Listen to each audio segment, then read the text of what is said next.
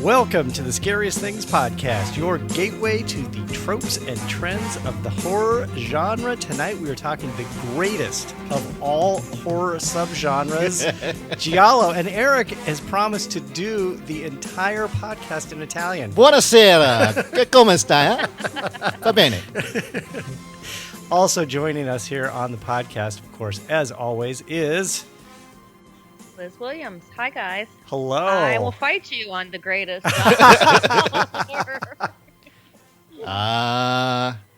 The Italians. Yes. Yeah, this is one of Mike's favorite.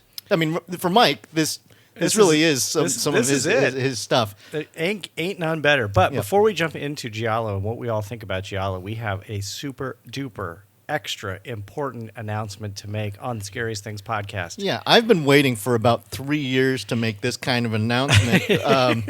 But the Scariest Things is proud to be an affiliate partner with Fangoria. Woo! The most famous name in horror print media. Fangoria is now a premium grade printed magazine with high gloss, high grade paper, and now with high definition images to satisfy all your horror needs. For ages, this was the trade that got you the insider knowledge of the genre, including exclusive images and interviews with those who bring you the scary. So if you go to www.fangoria.com and use the promotional code TST20 when you check out, you get 20% off all merchandise from the Fangoria store. And what's TST stand for? Right. The Scariest Things. That's right. 20% off.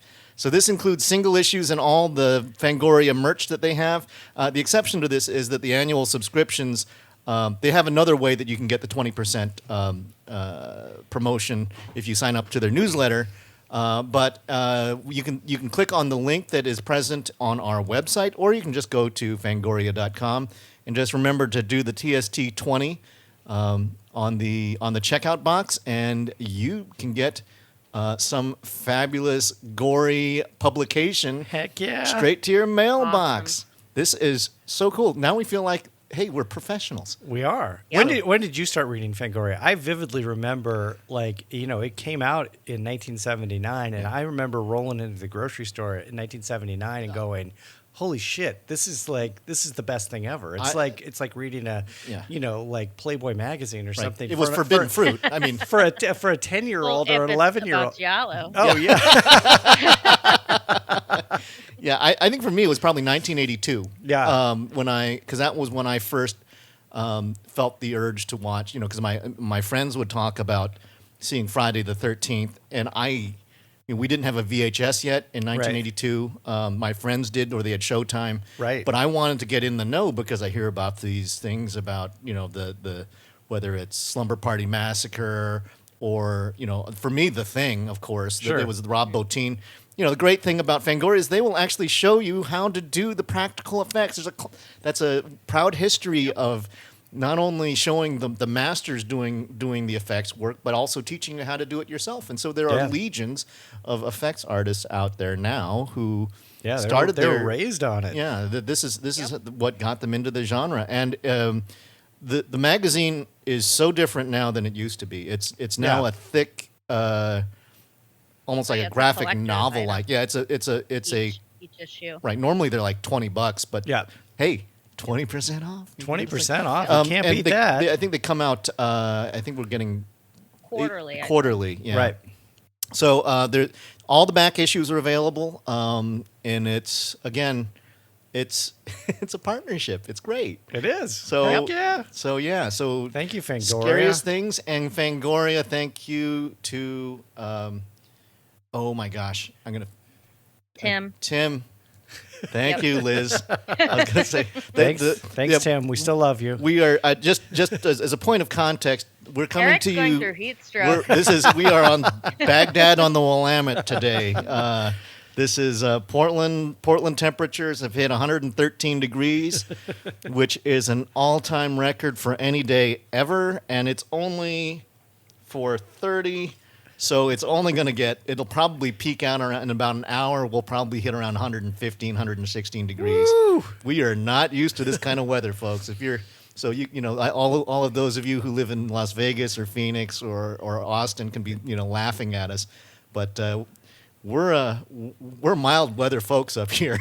Eric is deep into heat stroke. But actually So if I was he's going to apologize in advance if he says anything untoward. right. Yep. I'm a little heat addled. No, I do have air conditioning, so Mike and I are coming from the splendors of the recording studio, aka my dining room, In air conditioning. in air conditioning. So All right. Well, let's talk Giallo. Now See. that we got the important stuff out of the way, let's talk Giallo. Yeah. Where do we start with Giallo? Do we have a definition? Do you have a definition? I mean, I will say this. The one thing I learned about Giallo, which I did not know after all these years, and I was doing my research, I didn't know that A, Giallo is really the color yellow. Yes, But, Giallo. but B, I didn't know what that origin was, and I didn't know that it came about as a result of all of the pulp fiction Paperback. yeah, the pulp paperbacks from the 40s and I think 40s, 50s, 60s. It was a lot of Ellery McQueen and Agatha Christie and all that kind of stuff. And they used to print them with these yellow covers. I guess as a warning to parents and Or no, it's probably no. It's not a warning. This is to catch your attention. They Well, want you to buy the books. Yeah, They're yeah, not yeah, trying to warn you about. Well, they're trying to tell you it's like there is to maybe some, keep the kids away. There's some thriller materials in Yeah. here. But it's probably the Italians. They're not as hung up on the moral code as Yes, Americans are. this is true. They've always had a little bit. And particularly when it comes to Well, sex, it's a bit looser. There's than, going to be murders, lots of them. They're going to Yep. be bloody. Yep. They're mostly going to be women Yes.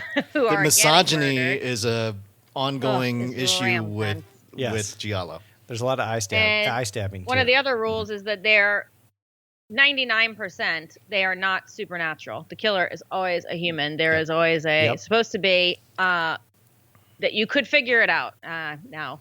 Yep. I couldn't figure out a lot of them, especially the Italian ones, because they just didn't make sense. But it's not a supernatural force or a ghost or an entity doing the killings. No, and I think a lot of the rise of the American slasher film owes a great debt to a lot of the the Giallo films, particularly like Bay of Blood, was hugely influential on Friday the 13th and Halloween. But you know what finally struck me today as I was watching my last Giallo film is that the origins of the slasher film and slasher films of the 80s, the Friday the 13th, etc., are inherently dumb.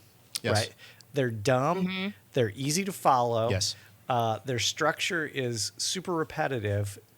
But their origins come from this like hyper complicated, Convoluted, kind of intellectualized look at highly stylized madness, repression, sexuality, paranoia, and then so the Americans and others took that concept and moved it into the 1980s, but made it dumb. Yeah, I think it's so fascinating. Although certainly what happened was some of the American directors saw what you could do with and like the Italian hooked blade that shows up, and you see, and it's always just like a black gloved hand showing the blade raising up, and from like a worm's eye perspective, you can see you often see the killer because they want to keep the killer usually hidden from view. Point of view. And then what you will see is the blade slicing across the chest of some unfortunate victim, or across the throat, or and in the eyeball, in the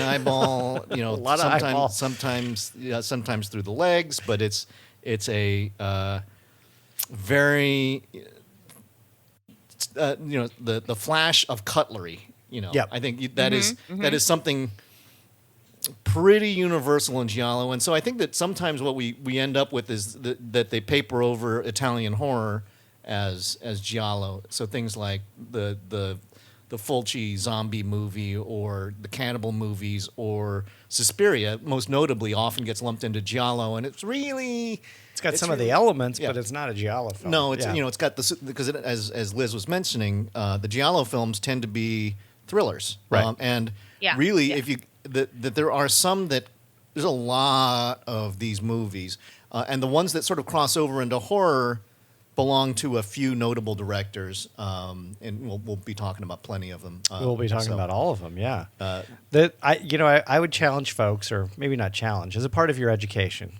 obviously listen to this podcast first, because then you will be rightfully educated on Giallo. But after you do that, go over to the Wikipedia page and look at the list of Giallo films. Just look at 1971 and 1972, and you will see an insane list of films. I mean, we're talking literally hundreds of movies came out of Europe between 71 and like 73, 74. I mean, hundreds and hundreds of movies. It's kind of nuts. If you go to IMDb and you type in best Giallo films, they'll give you 150 titles. Oh, at least. Yeah, and that's the top 150. Yeah, but they also have. It's crazy. And if like think about, even if you compared it to, as I was just talking about, like the evolution of the Giallo into the slasher film, right? Like compare it to the slasher films in the 1980s. There was not that many. There was a lot, but it wasn't hundreds and hundreds of slasher films in the early 1980s. No, there's no way. No, that well, and I think that because the way that American film production was, you're still largely dependent on the studios and some small independents, right? Right. Where in Italy they're just cranking these things out, and it goes to also what kinds of movies the Italians were gobbling up, and they like their thrillers. Oh yeah. So do they ever? I think I find it kind of interesting that given how much Liz likes her crime noir thrillers, that this doesn't. I mean, it's a cousin, but it's the strange Italian cousin of your basic instincts. All right, Liz. Yes. Explain yourself, Liz. We want to know. It's funny you mentioned Basic Instinct, because if there is a gateway where someone said, and Basic Instinct, while not horror, is definitely a thriller, and it's probably like a 5 in like sexiness and violence. So to say that that's a gateway, that just shows you where these Giallo films go. They are not for the kids. These are all rated X. I mean, one of the ones I picked was rated X. They had to cut 40 minutes out of it. And still, when I was watching, I was like, woo, okay. And then some of them are just so silly. Yep. I think that's my problem with them. Yeah. That they are just, and they're bad. Like, they're bad. Well, it's funny, Liz. You say I don't have that love for the 70s aesthetic. Right. You do, Mike. So that's why, to me. No, I get that. But it's funny you say that they're bad and silly. And I just watched a documentary that came out in 2019, which I reviewed on the website, which was somewhat interesting, but it was a little ham-handed, and that was ham-fisted, and that was Fulci for Fake, obviously about the Italian horror Giallo director Lucio Fulci, and he actually got his start in the 1950s and 1960s doing basically like kind of buddy comedy movies, like these sort of slapsticky, sort of silly, goofy movies. And it wasn't until the late 60s that he sort of like, as Giallo was starting to emerge, thanks to Mario Bava, he kind of got into that. But that was where his background came from. So it makes sense that kind of what you're saying, there's still a lot of those residuals hanging around, that kind of goofy, dumb, sort of slapsticky kind of quality. Yeah. Well, and in some cases that I think but there's this. I was listening to actually a podcast that Liz had been referencing just recently when we were talking about documentaries, and that's Eli Roth's History of Horror. He's got his outtakes, and then he is a great love, like Mike, of Giallo and a deep reverence for that. But he makes a point about the master and apprentice relationship between directors in Italy, where the second unit director usually is a young director coming up, apprenticing under a master director, and then they go on to do their own films. And whereas in American Hollywood productions, the second unit director is usually a technician, right? Someone who does the I'll do the car chase, or do the things without a lot of the dialogue, or some of the B-roll kind of things. Where really on the creative side in Italy, you learn under the master. So Sergio Leone, the great spaghetti western director, right? Argento worked for him, right. And then And then Argento went on to influence people like Michael Soavi later on. Right. You know, and Mario Bava has the family tree of Mario Bava's influence is Right. huge because he did so many movies. Well, and to your point, Lucio Fulci, one of the persons that went on to both write and direct on her own, was his daughter, Camilla Fulci. Right, and you know, and I think there's was it Lamberto Bava? There's like Mario Bava had a son. Lamberto Enzi? Oh no, I think Bava's son did Demons. Oh yeah. I'm trying to remember his first name. But you know, and I think you know, the Argentos, like Asia Argento's an actress. Yeah. But you know, I think that there is this kind of literally a family tree existing within the Italian horror community, and it is amazing. Actually, there's a few names that keep coming up over and over again, but how prolific they are. It's just you look at how many movies these folks made. It's kind of nuts. Yeah, and again, I hate to keep going back to this review, but it is fresh in my head, and that's you know, like if you look at Stanley Kubrick did 13 films, right. Lucio Fulci did like 61 films. But he's usually most remembered for things like Zombie. Yeah.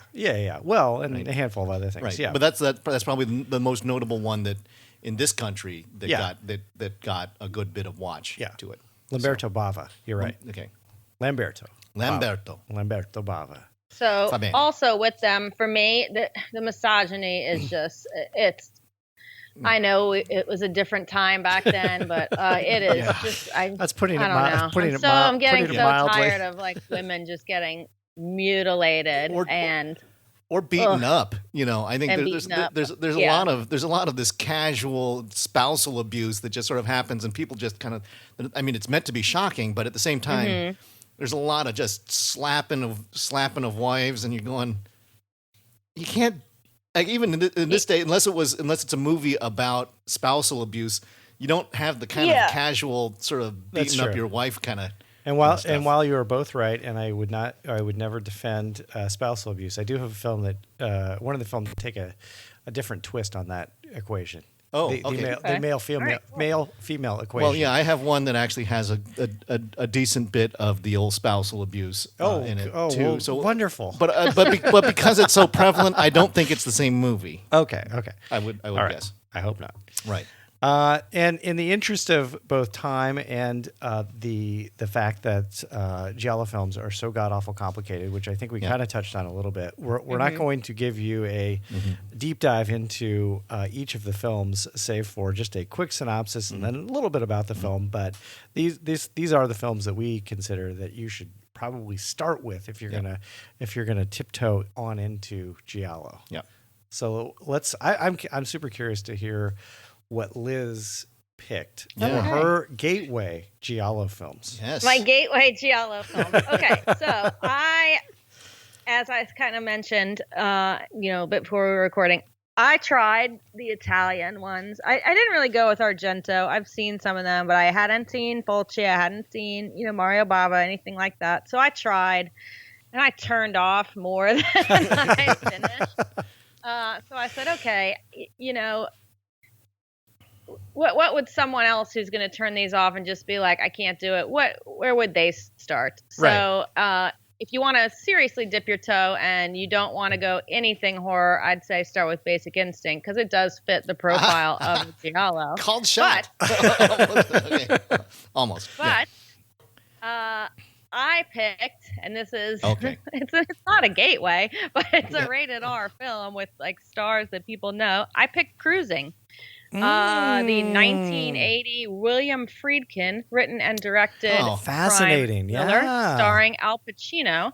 Totally. But this takes place in the universe of like gay S&M. Right. So also super problematic. 1980 is a lot different than where we are right now. So at the time, this was sordid underbelly of society kind of stuff. Was what the implications there, yeah. Well, and I mean, I will say, sorry to interrupt you, Liz, but I mean, like William Friedkin, I mean, I think he was somewhat of a I guess, sort of self-destructive character, and that he, thought America's tastes would be willing to like accept, a film Right. about gay S&M nightclubs. Yeah. So when the he was approached to make something, he was approached first to make this film. He said he wasn't interested in it, or making a film about, this kind of subject matter. He wasn't interested. Then it was Philip D'Antoni, who was the producer, approached him, making the film based on, there's a novel in 1970 called Cruising about a serial killer targeted the gay community. And then in the late 70s, real crimes were committed. And that's when Friedkin became interested and started to put together this script based on some pieces in the Village Voice by a journalist named Arthur Bell about some real unsolved killings in the gay leather bars in the 70s. In between that, Philip D'Antonio approached Steven Spielberg, but he was not interested. No, you're kidding. Based on Cruising. So Cruising is a story of Al Pacino. He plays a cop who goes undercover in the underground S&M gay subculture of New York City to catch a serial killer who is preying on gay men. When this was first put out, it was rated X. They had to cut 40 minutes out of the film to get it down to rated R. And there's still, do not watch this with your kids in the room. I'm not saying because it's gay sex. I'm just saying because it's sex. It's real sex on film. Yeah, for real. Yeah, this is for real in the clubs. In the background, they've got, real sex acts going on. They're a little fuzzier, but that's how they got to the R rating. It also stars Paul Sorvino and Karen Allen, and it's actually a really good film. And it's super good. It's got a great director and great actors. Yeah, if you like William Friedkin, it's one of it. I think it's one of his, like, after The Exorcist and The Sorcerer. It's right. I mean, it's right up there. It's a great movie. Yeah, I mean, Friedkin's got he's got a list of great movies on the length of your arm. I only learned about this film, Liz, through, like, somebody was telling me, oh yeah, that soundtrack that the Germs were on, and I was like, yep. The Germs, like Darby Crash and the Germs, and they were like, yeah, the Germs, and I was like, what? There's a sound, and they were like, yep, and I was like, well, I got to check this movie out if the Germs are in it. That's crazy. Yep, and so, like, when this came out, gay activists and, the gay people were just like, nope. But since then, it's kind of had more of maybe a renaissance as, kind of a sneak peek into before AIDS was, because this was made before AIDS really swept. It was the beginning of AIDS, and things like that. Now it's seen in a different light. Well, for the sure. 80s, you can't see it to now. Right. Camille Paglia is even saying, like, this is nothing different than Story of O or all of those, straight sex, and erotica that was going on at that time. It's just in the gay universe where America was like, what is that? That was definitely behind closed doors. Yep. So, Ready for it. yeah. Quentin Tarantino said, he had a screening for people in his community and they loved it. Nicholas Winding Refn calls it a masterpiece. So now it's kind of being seen for a film taken outside of what it is, but you can't, it's just another side of exploitation. The Giallo films and the Italian ones are exploiting women and things like that. And this is just another side of it. But I think more, I don't know, I don't want to say more accessible than some of those Italian Doesn't ones. sound accessible, but it may be more familiar given. More familiar. That's a good way to put it. More familiar. We're familiar with Al Pacino. The killer, while really he doesn't have a great motivation for what he's doing, it's not someone who quacks like a duck and some of the other films. So I think it's a little bit more straightforward. So gateway in craziness level, but not Sure. gateway in violence, sexuality. This is not safe Yeah. for work, not safe for the kids. This is a A- dark, dirty, and nasty film, Mhm. but it is something to start this genre. If you don't want to watch this, don't go into some of the other Giallo. No go with the Giallo if you can't handle Yeah. if you can't handle cruising. If you can't handle this, don't go Right. further. Okay. That'll be how I. All right, Eric, what do you got? All right. Well, I'm going with an Italian one. All right. Il tuo visio è una stanza chiusa e solo io ne ho la chiave. Yes. Also known as Your Vice is a Locked Room and Only I Have the Key. Love it. Which Great is title. great title. Maybe the best thing about this movie, but Yep. it's still, Yeah. But it's actually it was. This is I think I picked this one because I think it's prototype Giallo of the early '70s. This is Right.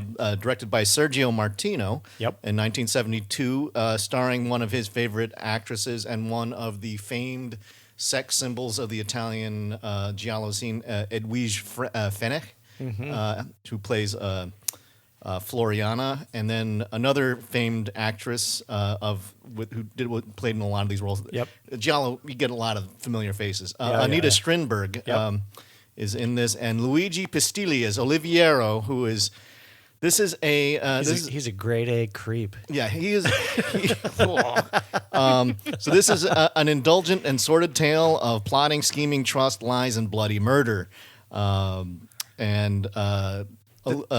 really based on the Black Cat. It is, yes. The Edgar Allan Poe. You jumped. Yes. Oh, sorry. Sorry. You jumped my Sorry. announcement there. And I think if it sounds familiar, yeah, the whole thing, like the old Boris Karloff, Bela Lugosi thing, where everybody is scheming against everybody. Right. And so this has a lot of murder, a lot of, but there's a lot of who's manipulating who. Right. Right. In some ways, it's kind of like Dangerous Liaisons in that way, except for Yeah. nobody. But it's grimier. It's just that, and this is one where spousal abuse comes into play, where Oliviero slaps his wife Irina around a bunch. But you Right. know what? He's gonna get his. But or is he? And is he? Is there who's setting up? Who's this kind of strange assassin-like character? Is he an assassin? I don't know. What happened to this old student? The Oliviero. Again, this is twisted Giallo plots, and we're not going to try and get into too much of it. But the basis of this is that Luigi Pistilli, playing Oliviero, is an author. Yep. And there are murders. He is suspected of the murders. Right.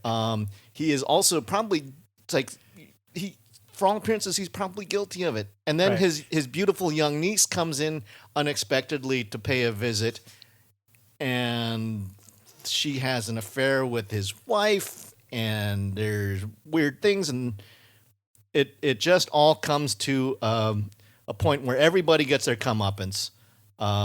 It's like Who's Afraid of Virginia Woolf with Yeah. knives. Yeah, it's got all the right. That one Yes. sounds good then.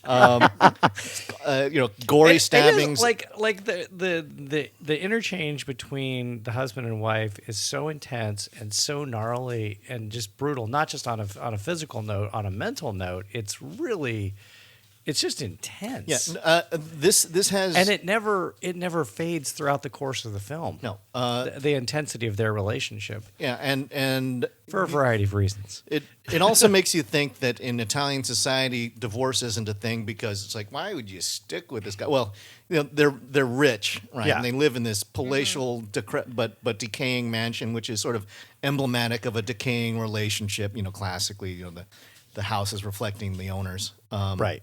And there's a lot of debauchery. There's a whole bunch of young hippies who he allows to have bacchanalian gatherings, and they'll be drinking and singing, and there's ghosts of the mother who still he's a mommy's boy. It's just there's a lot of people to please and a lot of people to abuse. Yep. And in that way you're constantly trying to unlike some movies where you feel like you're on pace with it and trying to figure it out, I never felt like I was caught up on who was doing what. Right. And then then at the end it was like, oh, okay, oh, all right, and then and they characters started getting knocked off, and you see what happens. Like, all right, I get it. Although there is sort of a flip towards the end of the film where you think, oh, okay, well, this is interesting because maybe the person that I thought was the creep really was a creep, but there's other people that are equally as creepy. No, I think that's the thing is that there's everybody scheming. Yeah, and at first you think that Oliviero is the sole creeper here. Right. It's like, no, everybody is trying to gain advantage over somebody else, and the person who killed this person isn't the person who you thought it was, and so it in a way it's like it's a murder mystery with a few jump scare type things with a flash of a blade and someone's chest getting cut open. Right. So yeah, I think because I was trying to pick between this movie and another Sergio Martino movie, but I'll hold off on that because I don't know if Mike, if you've got if you're picking one of those, but I think it's emblematic of the genre. It's got a great title. It looks pretty good. It feels like a paperback thriller. Yeah, in that way, because I think it's a great place to start with Giallo. I really do. Yeah, I think it's a really good gateway and a great name. Oh yeah, great name. All right, my first film. I'm going to go right to the top of the mountain, to the top of Mount Everest with Deep Red. Okay, the 1975 Italian Giallo film directed by Dario Argento. I think it's probably the most Giallo of all Giallo, even though it is a little bit after a lot of the films I talked about from 1971, 72, 73. This came out in obviously 1975. This stars the great David Hemmings. And if you don't know David Hemmings, he was, of course, in Barbarella and a million other things. But he ultimately he was a British actor who went on to do tons and tons and tons of TV stuff, which was kind of interesting. Like not acting in TV, although he did do some acting. He actually directed a ton of American TV shows. The thing what I thought about with David Hemmings? What's that? It's like he looks like Paul McCartney. He does look a little bit, and like he plays a piano player. Yeah, he does. I kept on thinking, it's like it's Paul McCartney. Yeah, he's got that. He's a Brit. It's just one of those kind of odd little things. Yeah. But anyways, and that's Eric hit on the plot of the film. Is David Hemmings plays a jazz musician, a jazz pianist who a woman in his apartment building is murdered. And he begins to investigate the murders. He becomes obsessed with the murders, and the murders, of course, are being propagated by a figure wearing black leather gloves. Classic. I mean, there's nothing more you need to know than that, other than there is a lot of blood, there is a lot of hacking and slashing, and there are a lot of very weird and off-putting scares.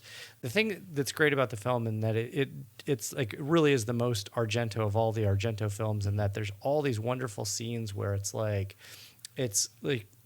even though it's not constructed on a soundstage, the way he shoots it looks like it's constructed on a soundstage. Oh no, absolutely. Everything looks like hyper artificial. And I mean, Eric, you of all people have got to love the architecture in this film. No, it's stunning. It's incredible. Like the villa where a good portion of the film takes place in is just, it's absolutely amazing. And it's totally run down too. That's the crazy thing. I think it's a Victor Horta Art Nouveau right house. It's just Argento's love for Art Nouveau shows up a lot. And it becomes sort of a trope in Giallo movies because he is so visionary and it's so evocative. It's making sure that our audience knows the difference between Art Deco and Art Nouveau. Art Nouveau is the French movement, French, Austrian, some Italian, where Belgian, where it takes very organic, tendril-like, like stained glass and doors. It's some of the most beautiful stuff. I love the Art Nouveau stuff, and but he also there was one moment, because this is a collision alert, so I'm having to bring my back up. But there was a moment where I said Nighthawks. Oh yeah, because if you know Edward Hopper and the classic painting which is the diner 100%. Yeah. where you see the people gathered at a bar sitting there, and it's like that is straight out of Nighthawks. Yeah. So he is. It's and the movie is painterly. You know what's fascinating about that scene too is like that scene, and there's like two other scenes. There's people like in the background, and it's clear it's not a painting. Right. They're not moving. Right. Or they're not gesturing wildly like you would in a normal conversation. No. They're just sitting there. They're props. Yeah, they're like really like props. Yeah, and he does that in a couple other scenes in the film. Yeah, it's really is a kind of a brilliant film. The thing, a couple things I learned in researching this. Obviously, Dario Argento set out to get Pink Floyd as to do the soundtrack for this, and he was unable to get Pink Floyd because Pink Floyd at that point was like too big time, and so he had to settle for a local. Yeah, this is 75. 75. So this is Wish You Were Here. Yeah. Era Pink Floyd. Yeah. So he had to settle for a local prog rock band, Goblin, right. Who I'm going to just put it out there. Goblin is probably better in all ways than Pink Floyd. Oh, strong take. The other thing I think is really funny is that Argento initially wanted to call this the saber-toothed tiger to match up with his previous Giallo films with the animal, bird of the crystal plumage. Yeah. So he wanted to keep going with the animal theme, but somebody apparently got the better of him and said, no, we can't keep going with the animal theme. Right. And then the last thing I thought was really fascinating is that apparently in 2010, George Romero was contacted by Claudio Argento to direct a 3D remake. I don't know why the hell you would want to do a 3D remake, but they wanted to do a 3D remake of Deep Red, and Claudio said, "Oh yeah, this will definitely involve Dario," and so then Romero was like, "Okay, yeah, we should really think about this," and then Romero contacted Dario, and Dario was like, "I don't know anything about this," and George Romero was like, "Well, I'm out." Get it? Yeah. Well, I think the other thing about he didn't say let's do it once he heard George Romero was it. That's crazy. This one also features a lot of the classic Argento trademarks of the macro focus, super tight shots of things like a needle drop on a record player, right, or a doorknob, right, or a faucet, or repeated shots of eyeballs. Yes. And there's no. I'm pretty sure there's no eyeball stabbing, but you do see a lot of eyeballs. Right. And the other thing about this Profondo Rosso is the plot is very confusing, and intentionally so. There's a lot of red herrings. There's a lot of investigations and clues and tracking stuff. However, better than my previous film, it ties things up in nice little bows at the end where you go, got it. Yep. Okay, I got it. Yep. Okay, I understand this.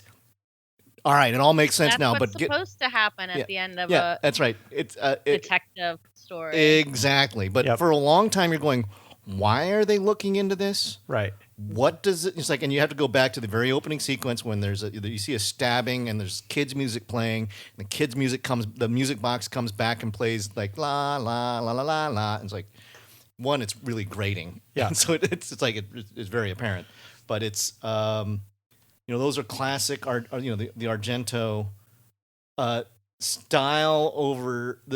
I won't say style over substance, but there's just so much style that it's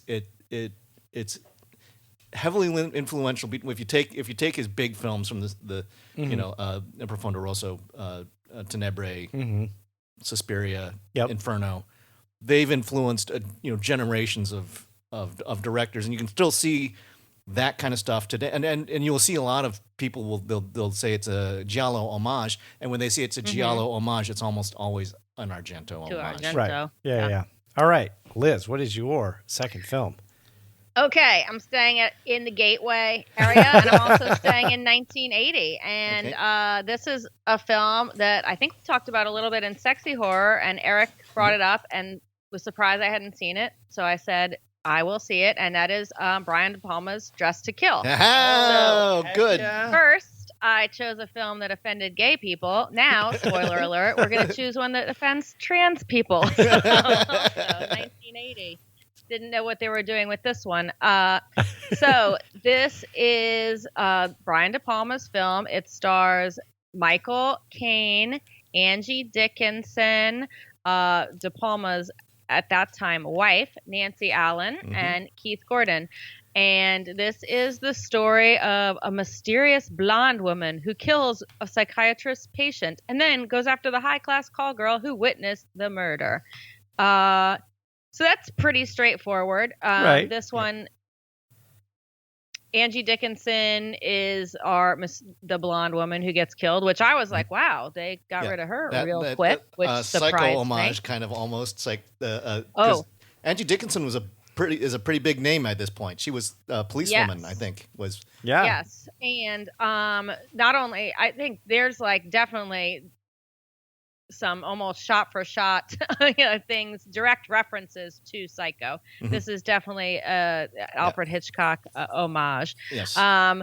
Another great character in this is Dennis Franz. That's right. Went to NYPD Blue as Detective Sipowicz plays Detective Marino, who is the exact same character, only with more hair and clothes from the early 80s. That is just him. There are some people who you're like, that guy's always going to play a cop, or that guy's always going to play a lawyer. Is always that's like always going to play Dennis, a mobster. Right. Dennis Franz is a cop through and through. So this one is a little less sexually graphic than Cruising, but this one has more of the Argento style. You're always from the point of view of the killer. You're going to see that flash of the blade, and you're following the blade as it, stabs someone. It has the over-the-top, super, super red blood, and the style, the trench coat, the gloves, the red nails that I kind of associate with kind of must-haves in the Italian Giallo tradition. So it's also probably a better movie than a lot of them. I personally think. It's a classic. Well, it's super suspenseful too. There's the scene in the elevator, which I won't spoil.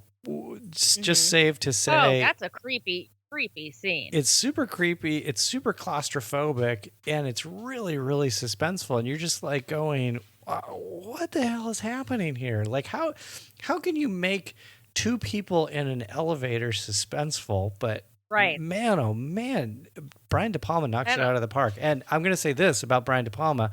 I think, just like I think Goblin is better than Pink Floyd in total, I think Brian De Palma is better than Alfred Hitchcock in total. That's them's fighting words in some places, but I'm just laying down markers all day today. All day. This is the heat's getting to me. I'm getting crazy. De Palma took a lot of. I mean, speaking of heat, I think De Palma took a lot of heat for this movie. I think that there's been a lot of criticism about because it's very Giallo-esque, the misogyny and how violent it is, and it's I think he'd also recently, I think Scarface was right around this time. Yep.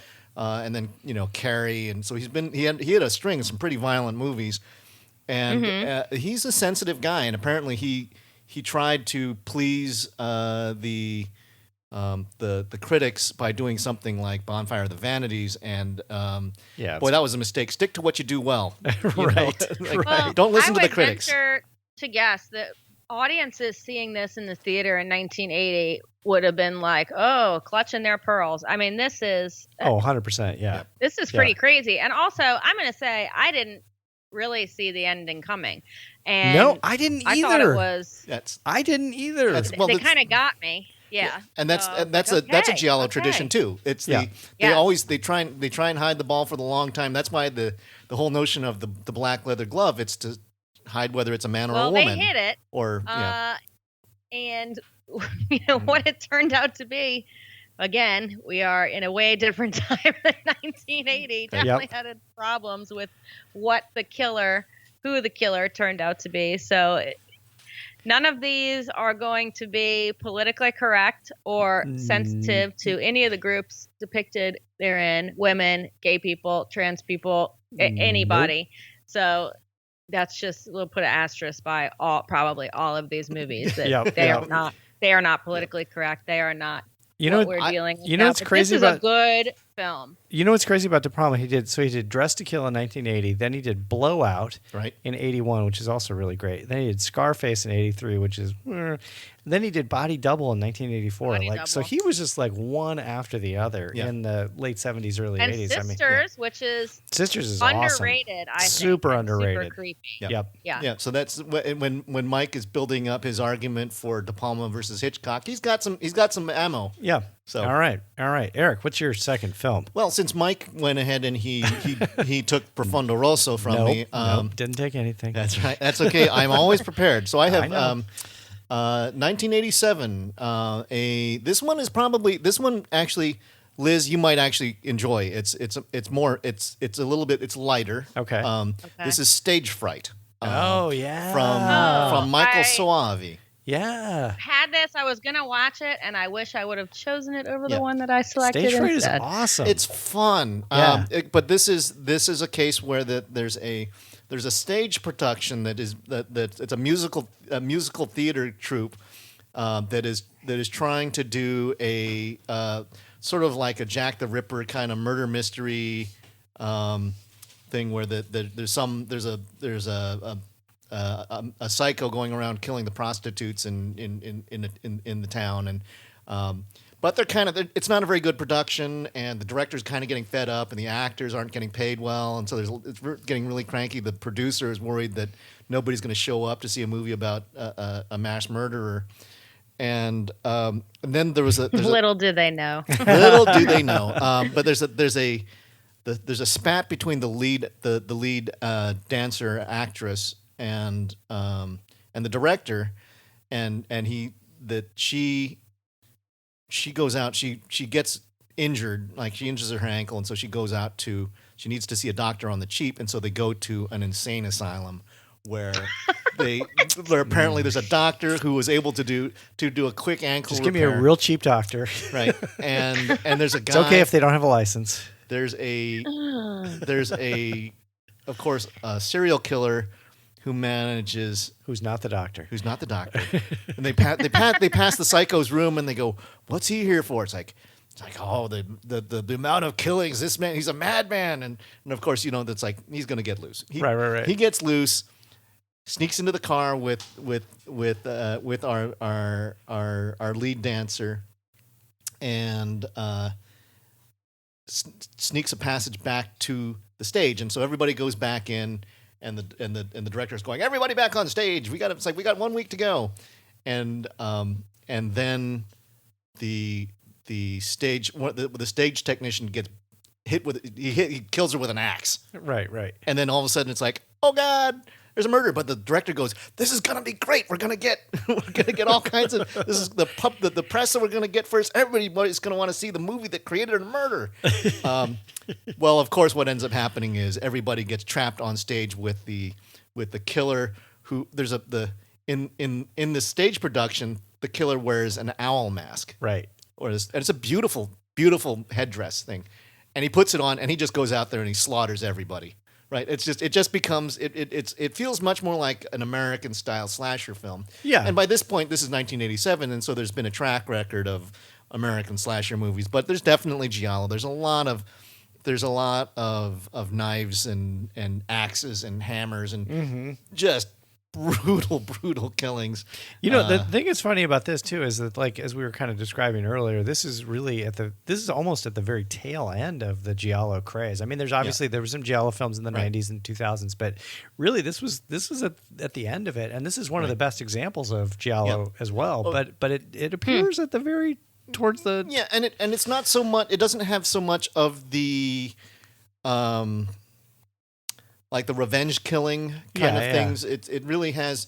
It's the mad psychopath loose in an enclosed space with a bunch of characters who don't see it coming. Right.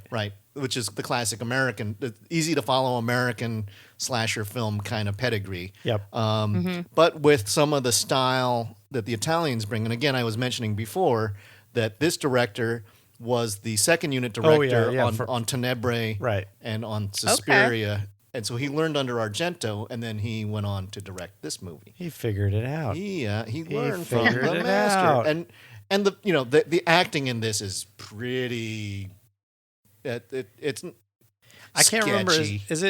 Did they do the thing where they do the? I can't remember what they call that, but It's not the. It's kind of like where they dub it, but they don't do the exact dub. Yeah. I think. Oh yeah. One of the things about Giallo is that Benito Mussolini, way in the Wayback Machine, little history lesson.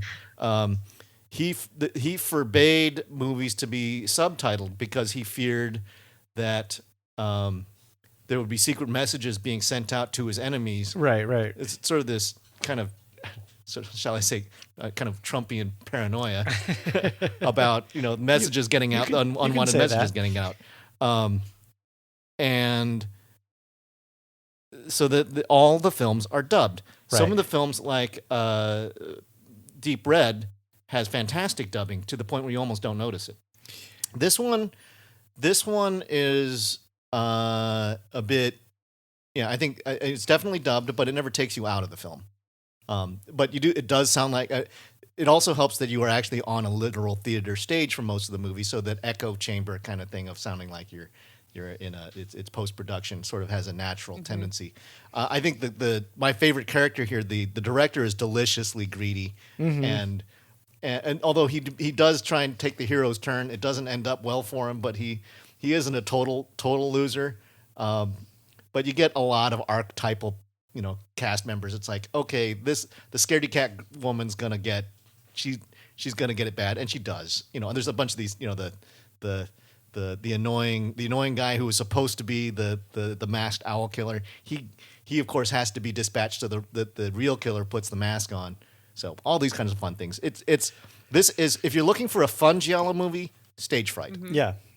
Deep Red they shot it without, the thing I was thinking of, it's called sync sound. So they shot it without sync sound, and so all the dialogue was dubbed in post-production, which was kind of a slightly different way of doing it. Right.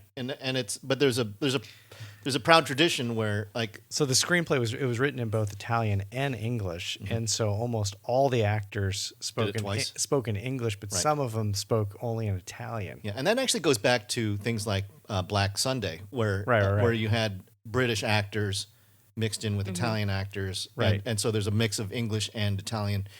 Well, they tried to they sort of mashed their way through it. Yep. With voiceover talent, sometimes substituting for the actual actors themselves. Right. Yep. All right. My next film is a 1971 film. I told you we would get to Lucio Fulci, and we will. Right now, this is A Lizard in a Woman's Skin. Another great title. Another great title, yeah. I mean, amongst all the great titles, yeah. Lizard in a Woman's Skin is really interesting. And much like Liz was saying, this was also a sort of an equal opportunity offender.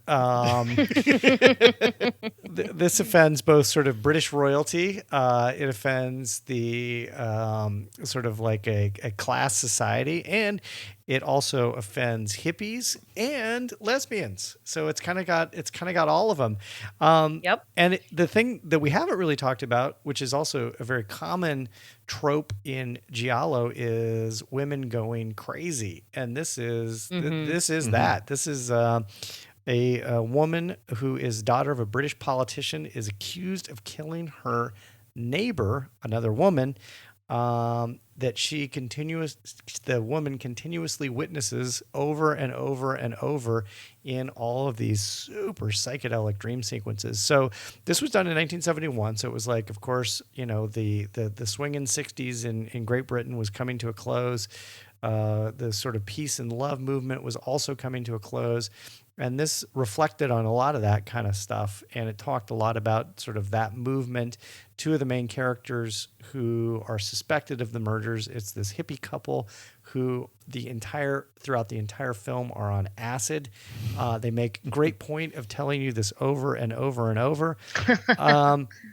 But the film is, of course, notorious for the use of sex and a series of orgies with all of the hippies, and then a whole series of sort of lesbian scenes. And so, again, not for the kiddies. Not for the kids, but if this is your thing, it's great. And it's got a very, very interesting twist. It's probably, I would say, I think a lot of people when they think about Fulci, they think about the New York Ripper, they think about The Beyond, they think about House by the Cemetery, and those, of course, really are probably some of the most emblematic of his work. But but they're not as giallo as this one. They're not as giallo as this, and this occurred, obviously about 10 plus years before all those films appeared, and I think it's one of the ones it's in his canon that's often forgotten about. It's so forgotten you can't stream it anywhere. Yeah, you can't stream it. You have to go to Movie Madness and get a So a this DVD, is DVD copy of it. This is for our Portland fans only.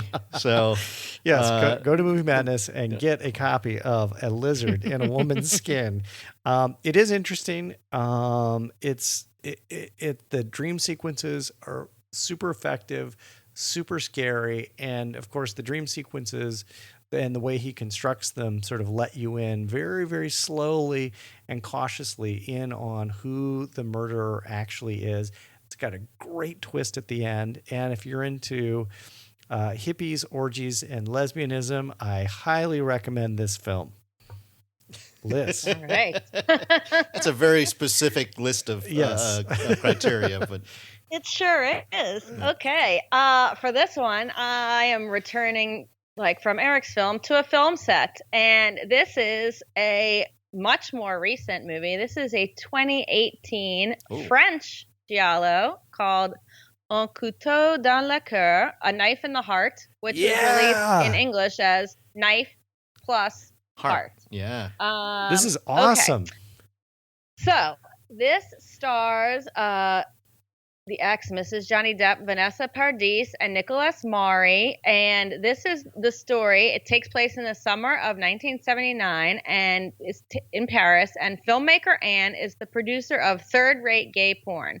And after her editor and lover Lois leaves her, she tries to win her back by shooting her most ambitious film yet with her trusted and flamboyant sidekick Archibald. But when one of the actors is brutally murdered, Anne gets caught up in a strange investigation that turns her life upside down. So this one is a little love letter to giallo films. Oh my God, is it ever? Yes. And Katie Reif from AV Club says, it's an unabashedly queer tribute to the sleazier side of giallo cinema. The director's name is Jan Gonzalez, and Gonzalez seems to want us to admire the sex and violence rather than be aroused or frightened by them, a distinction that makes this perverse little thriller more of an intellectual pleasure than a Puritan one. Still, maybe don't watch it with your mom.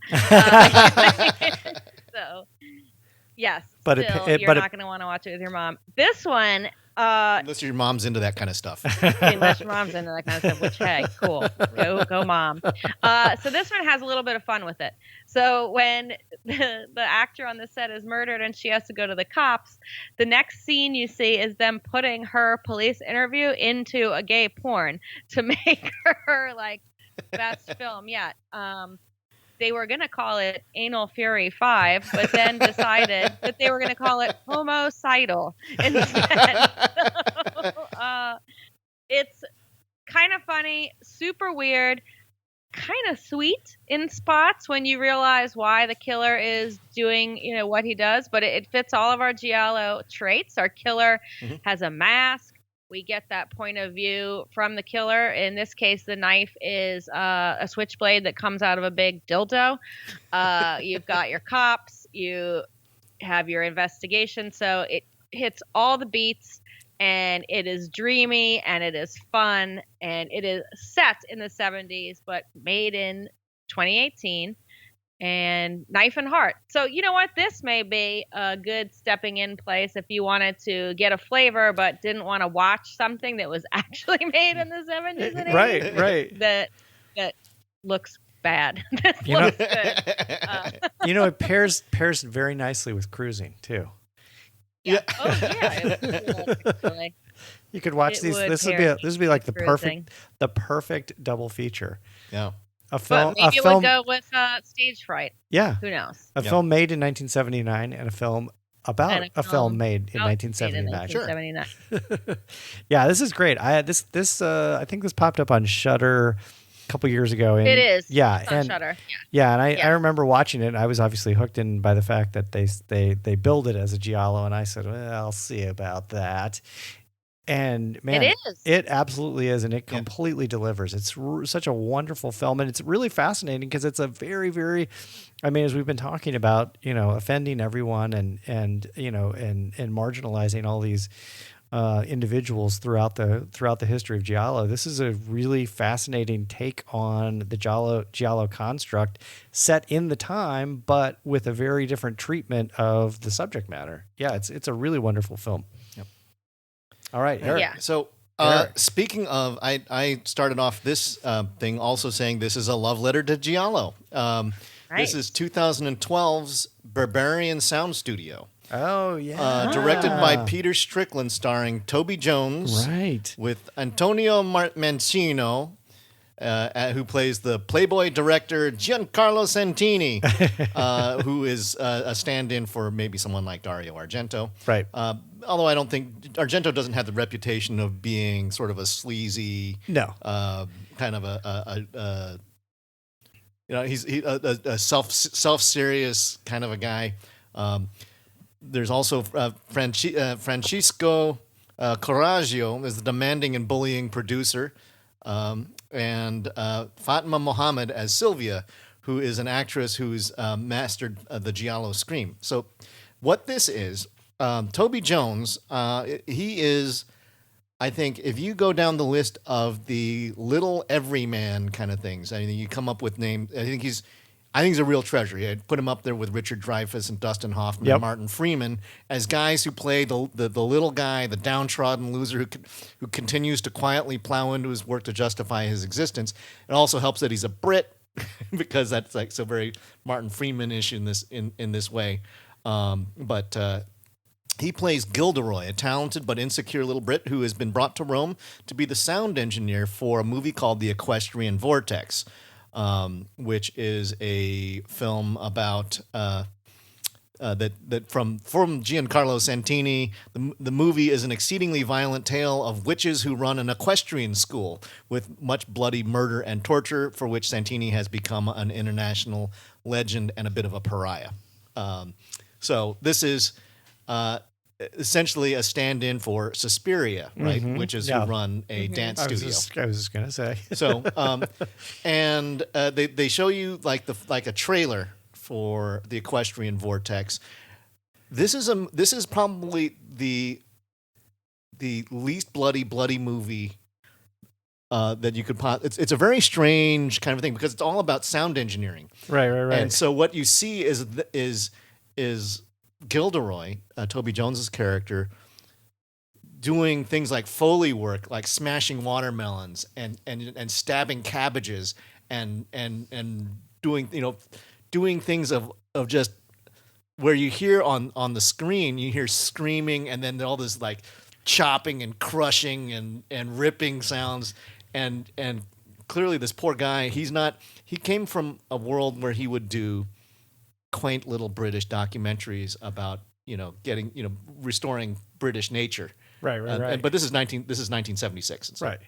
Everything's reel to reel. Yep. And so they bring him in, and he goes, "Mr. Santino, I'm not sure if I don't know how to. I've never done horror before." And he goes, "This is not horror. This is something. It's like I do not do horror movies." And clearly, it's a horror movie. And this guy's he's just sort of fluffing himself up.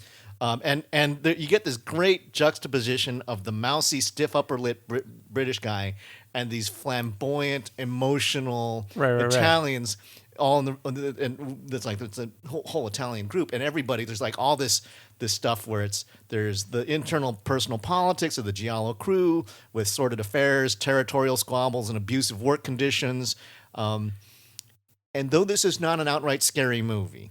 It's about scary movies, and it's about the creation of Giallo. Right. But there is always this underlying, palpable sense of tension throughout the film as Gilderoy struggles to get respect for his work and avoid getting completely run over by the bullying producer. And I think this is, for me, it was very interesting. It hit me hard because it feels like, because he's a man who they show actually the juxtaposition of work and home life. Right. and they would blend together. He would go from, he's in the sound studio, you know, doing something, and they would transition to him working with a blender Yeah. and trying to create these various sound effects.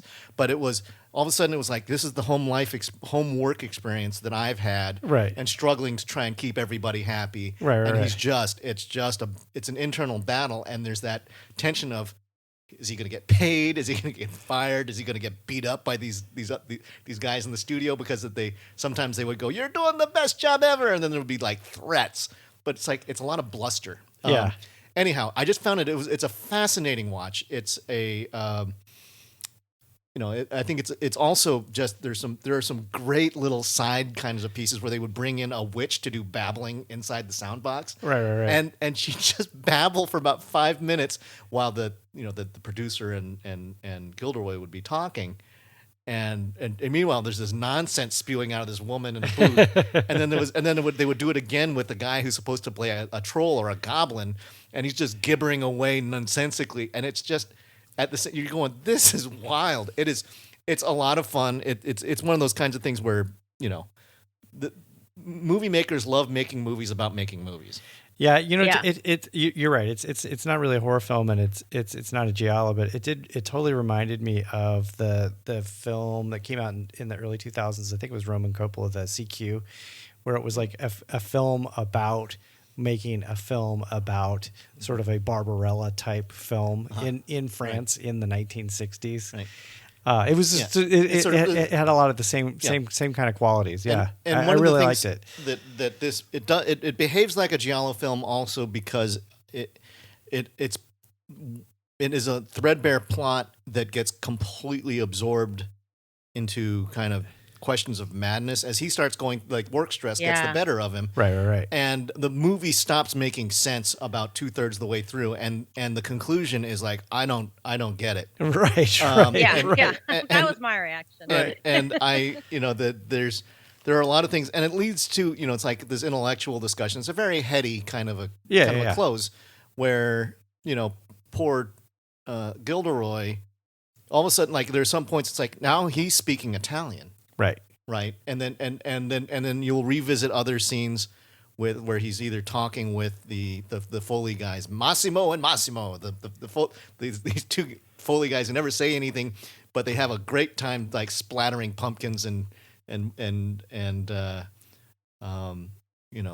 making sounds of drowning or torture. I mean, the thing is, like, the kinds of things that there's all this suggestive stuff that just sounds like that sounds like the cruelest thing ever, but they never show any of it. And so I think it's fascinating in that way. I thought it was a lot of, I thought as an intellectual study about giallo, Barbarian Sound Studio is definitely worth a watch. All right. The last film I'm going to talk about. So I talked about Argento. I talked about Fulci. I have to also talk. Nope, not going to talk about Mario Bava. I am going to talk about Sergio Martino.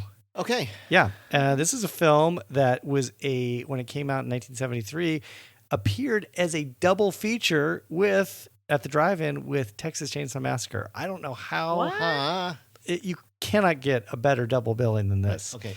And this is a film that Joe Baltake from the Philadelphia Daily News said, blood flows freely and limbs detach easily in Sergio Martino's torso. A disagreeable Italian import with, not surprisingly, little to recommend it. It is a great film. It's Torso is I think one of the best examples of giallo. It was parked right in that early 70s headspace. The soundtrack is wonderful. The fashion, the design is wonderful. The direction is wonderful. And it is a hyper convoluted plot involving the murder of a bunch of university students. And it leads to the manhunt of a masked psychosexual killer who is... he uses these red and black foulards to strangle the victims before he mutilates their bodies. So this is probably the more, I would say, This probably calibrates more to the 1980s in terms of the gore. Yep. Because it's got a lot of gore. And although it is, it's also very salacious too. So it's got all those things you would want.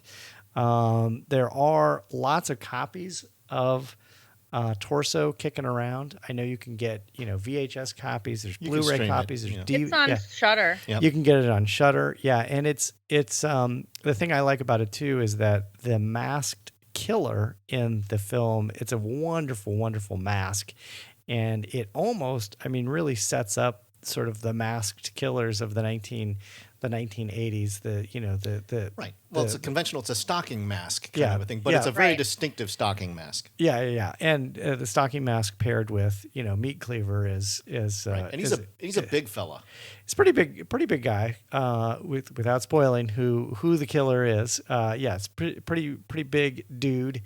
And again, much like we talked about with Deep Red, this has some beautiful scenery, some beautiful architecture. It's shot in Perugia, and this. So I almost did a summer architecture internship in Perugia, but Did you? Yeah. but I couldn't afford it, so I Okay. stayed Yeah, home. That's well- why I took 2 years of Italian to go to Perugia, and I never did. Well, you can still go, and we can do the torso tour of Perugia. I'm sure that's a real big tourist attraction.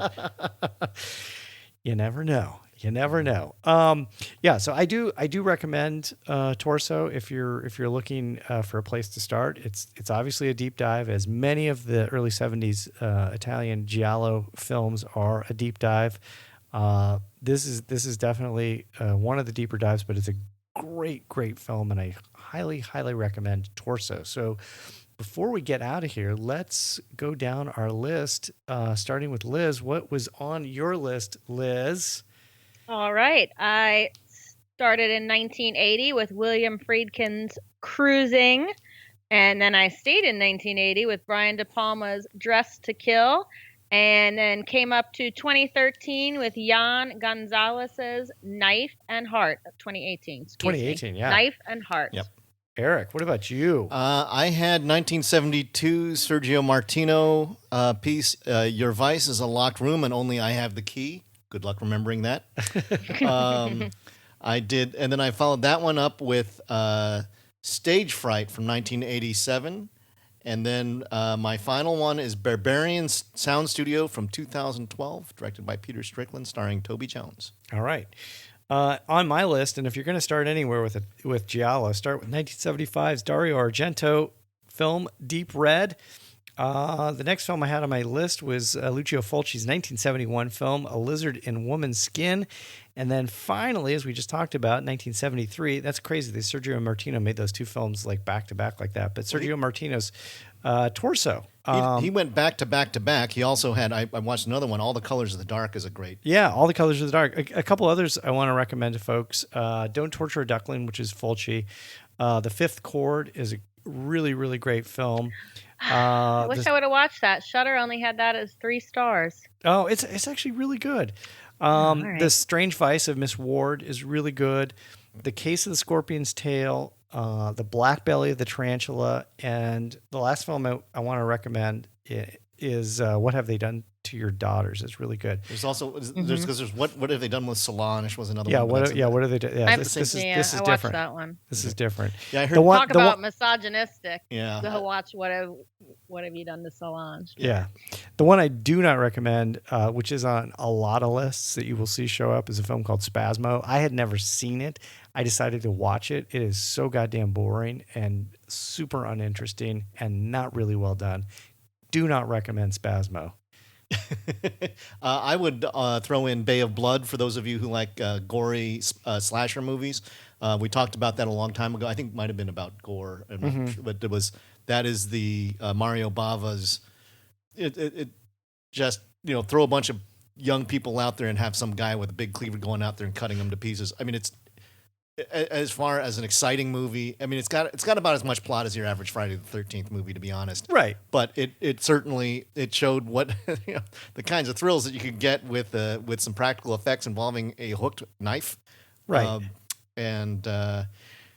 Yeah, so that would be that's just another one. I think Profondo Rosso, Deep Red. Though I think start there. If you haven't gotten into Giallo, that is your best entry point. It is. I think it's considered to be the high water mark.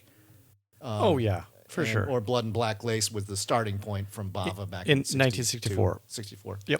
Yep. All right. Very Liz, good. Have you've got a tagline to get us out of here? Okay, I do. It's a long one, though. Okay. Brian De Palma, master of the macabre, invites you to a showing of the latest fashion of murder.